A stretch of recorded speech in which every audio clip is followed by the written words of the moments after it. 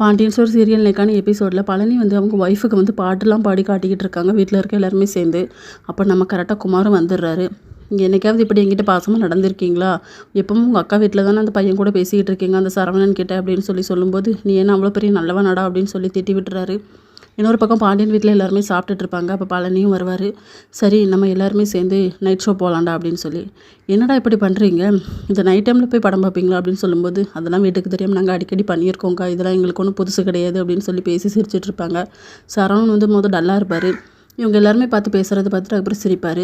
இன்னொரு பக்கம் செந்தில் வீட்டுக்கு வருவாங்க. மீனா முழிச்சு தான் இருப்பாங்க. அந்த பணம் எப்படி வந்துச்சு, எனக்கு உங்கள் மேலே நம்பிக்கை இல்லை, நீங்கள் லஞ்சம் எதுவும் வாங்குறீங்களா அப்படின்னு சொல்லி கேட்டால், இல்லை நான் அப்படி பண்ணுவேனா, அப்படிலாம் பண்ணலை, அந்த பணம் என்னோட சேவிங்ஸ் தான், இப்போ என் ஃப்ரெண்டு கேட்டான்னு சொல்லி அதை நான் கொடுத்துட்டேன் பாரு, நம்மக்கிட்ட இப்போ பணம் கம்மியாக தான் இருக்குது அப்படிங்கிற மாதிரி சொல்லுவாங்க.